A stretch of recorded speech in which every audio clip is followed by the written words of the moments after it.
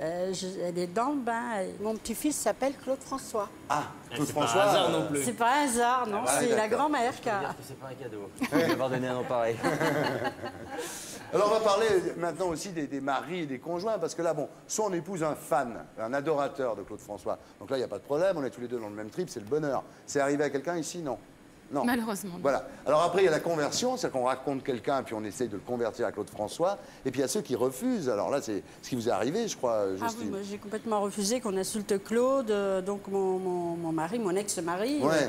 C'était l'horreur, il insultait Claude, je supportais pas. Donc, Par exemple, quand vous mettiez un disque, il vous demandait de l'enlever, par exemple, non? non, il s'amusait avec le disque, il me rayait le disque. Ah ouais.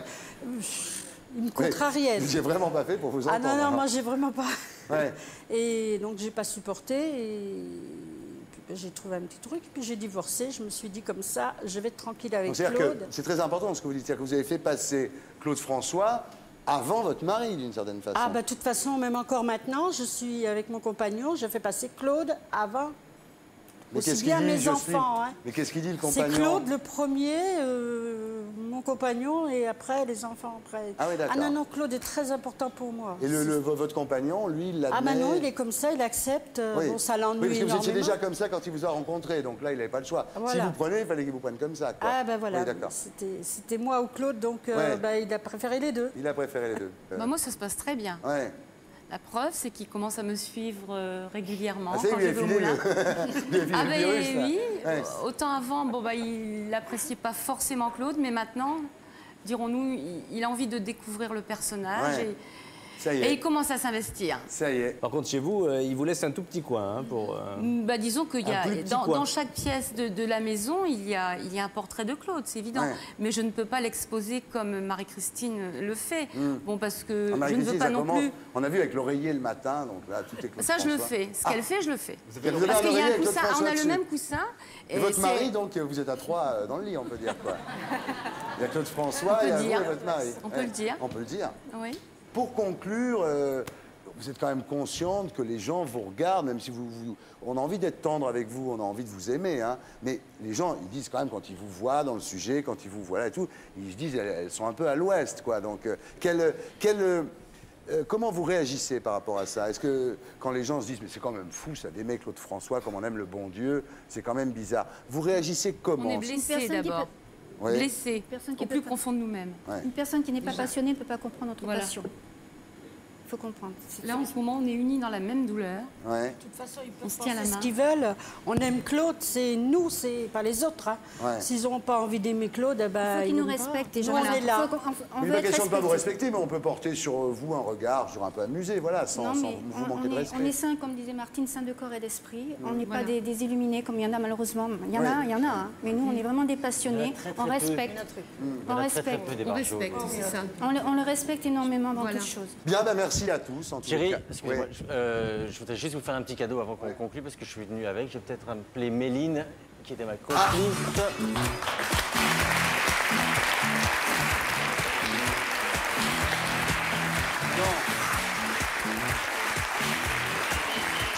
Alors, c'est un disque de diamant pour Alexandra. Merci beaucoup. C'est le 25e. Ouais. Alors, c'est le 25e anniversaire de cette chanson qui n'est pas comparable à My Way, mais qui a quelque chose de magique. Enfin, là, dès qu'on entend les quelques mesures, que ce soit en discothèque, en bal, à la maison, hop, voilà, on excelle, on se lève, on danse.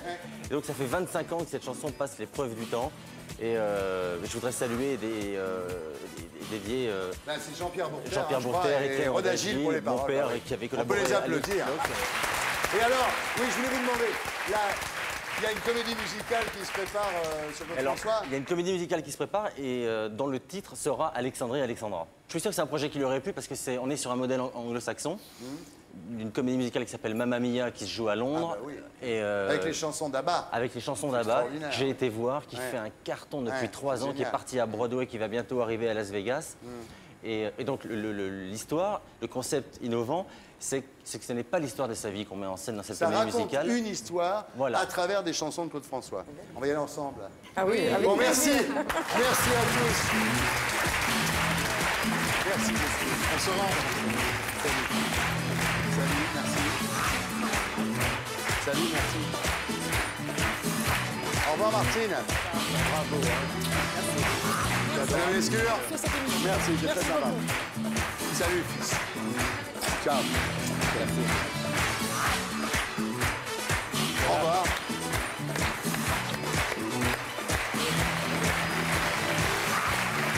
Alors, Frédéric, les Lubavitch, ce sont des juifs orthodoxes, pas ultra-orthodoxes, d'ailleurs, ils n'aiment pas ça, et pas intégristes non plus. Hein. Ils détestent qu'on dise ça. Ils n'aiment surtout pas le terme d'intégristes. Oui. Eux, ils se définissent comme intégraux. Juifs intégraux. Juifs intégraux, c'est-à-dire que ce sont des religieux qui pratiquent, c'est une des branches de la religion hassidique. Hassidique, c'est tout simple, ça veut dire aller porter la bonne parole aux juifs. Aller demander aux juifs, ils le font tous les vendredis, aux commerçants, un petit peu partout, de retrouver les pratiques de la religion juive. On leur demande simplement de prier. Par contre, pour être Lubavitch, et ce qui a été compliqué, effectivement, et c'est là où certaines portes se sont refermées, c'est que ça demande un certain nombre de sacrifices. Il faut respecter à la règle la Torah. Quelquefois, c'est compliqué. Pour les femmes, c'est compliqué. On n'a pas le droit de porter certains vêtements. On n'a pas le droit de se livrer à certaines actions. On va le voir dans le sujet. Pour les enfants aussi, ils n'ont pas le droit d'aller au cinéma. Ils n'ont pas la télévision à la maison. Je crois que c'est une des premières fois où on va voir un sujet consacré à ces juifs Lubavitch. C'est très rare à la télévision. C'est très rare parce qu'il y a eu à la fois une grande confiance et en même temps une méfiance.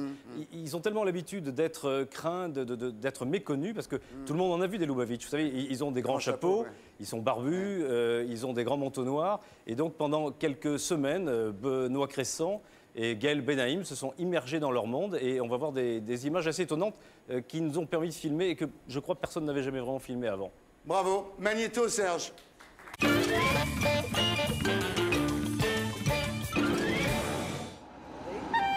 La tribu des Lubavitch se caractérise d'abord par des signes distinctifs et obligatoires.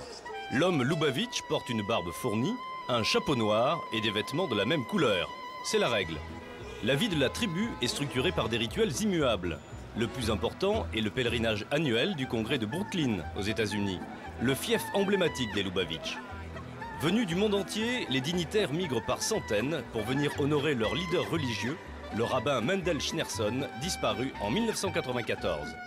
La tribu Lubavitch aime les symboles et figurer sur la photo devant la maison de leur chef est un privilège, mais aussi une reconnaissance hiérarchique.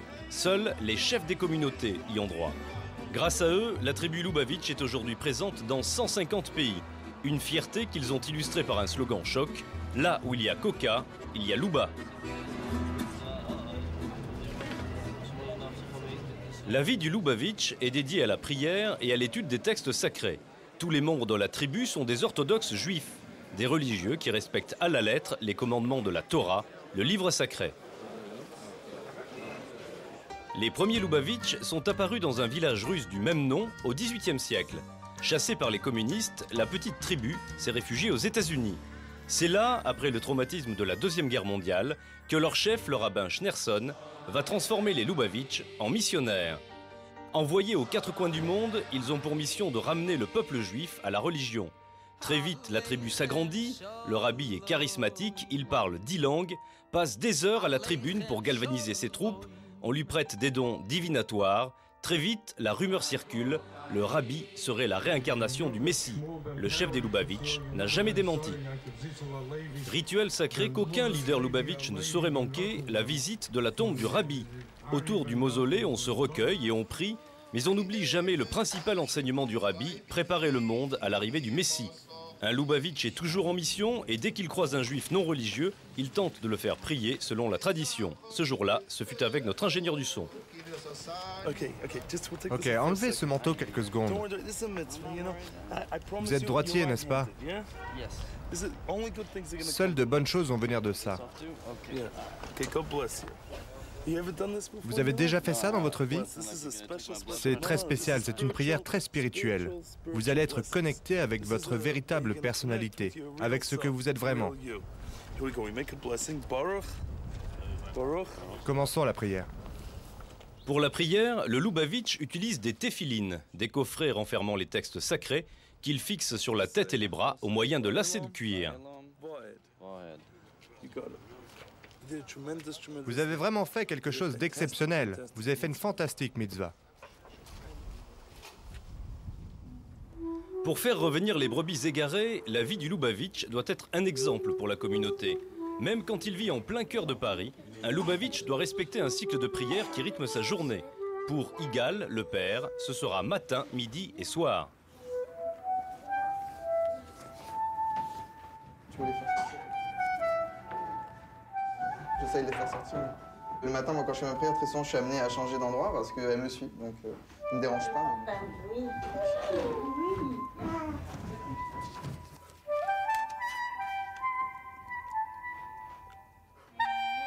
Dans la pièce d'à côté, la mère initie les enfants.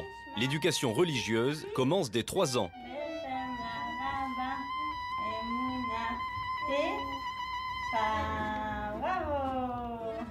Dès le plus jeune âge, on les habitue déjà à un univers, ce qu'on appelle pur.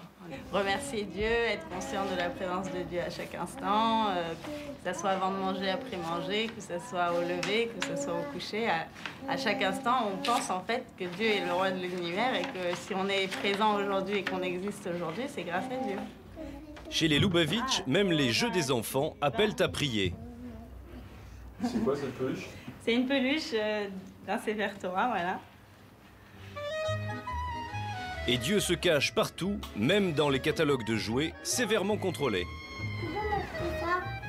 D'accord. Maman, ça c'est Goy. Ça. Non. Ça. Non? Tu veux m'acheter? Oui, c'est quoi? C'est Goy. Lui et lui. Action Man et tout ça, ils connaissent pas vraiment. Donc tout ce qui est de guerre, on n'aime pas tellement. On veut leur apprendre plutôt l'amour du prochain qu'à se battre. Alors voilà, ils appellent ça Goy, mais c'est pas une vraie définition en fait. Dans la maison règne une certaine austérité. Toute incursion de la vie extérieure doit être surveillée. Pour les enfants, pas de radio, pas de télé ni de cinéma. C'est le chef de clan qui décide du programme. En fait, l'ordinateur joue le rôle de remplaçant de la télévision parce que ça permet de faire une sélection plus active. Voilà. Ce que je ne souhaiterais pas qu'ils voient, ça soit par exemple des scènes qui ne soient pas publiques, des images où il y ait de la violence. Les enfants Lubavitch sont scolarisés dans des établissements religieux triés sur le volet. Un système indispensable à une éducation sous contrôle permanent des parents. Dès 6 ans, garçons et filles vont être séparés. Pour le petit Lubavitch, l'heure de la formation religieuse a sonné. Il m'a dit ce qu'il y a à toi. Pour des enfants de 2 ans, 3 ans, 4 ans, on ne va pas commencer à les interroger, c'est rentrer dans des propos philosophiques ou d'une profondeur extrême pour savoir dans quelle école on va les mettre. On juge en tant que père et mère, le Saint-Esprit, qu'est-ce qui est le meilleur pour nos enfants. Et on pense que c'est ça. Est-ce que tu es heureuse? C'est le plus important. Très heureuse. Attention à ce que tu dis. L'école, c'est... Il faut que tout le monde en profite parce que c'est bien, parce que quand on va commencer à grandir et à se marier, on va commencer à s'occuper des enfants. Donc il faut quand même commencer à en profiter dès maintenant. Parce que quand on va être grand, on va regretter. Je ne ferai pas mon bac. Je ferai des études en hébreu. Pourquoi tu ne feras pas ton bac? Parce que je sais pas, mais ma sœur a fait les études en hébreu, donc je préfère suivre le chemin de la famille. Mes grands frères, ils n'ont pas fait de français, donc mes petits frères aussi, ils n'ont pas fait de français, donc c'est pas très intéressant. Les Lubavitch ont créé leur propre université religieuse, les yeshivas. Réservées aux garçons, on y entre à 15 ans pour devenir rabbin. Ici, pas de littérature ni de géographie. L'apprenti rabbin étudie le Talmud et décrypte les textes anciens dès 7 h du matin. Les jeunes Lubavitch portent déjà les signes distinctifs du clan, chapeau de feutre, costume noir et barbe d'adolescent.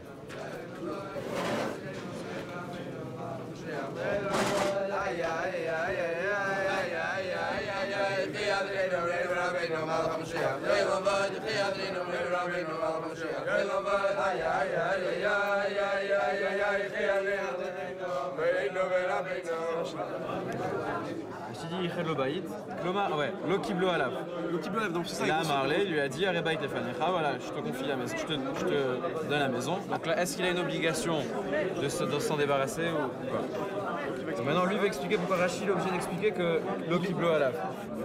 Le programme du Yeshiva, c'est essentiellement l'étude et aussi la prière.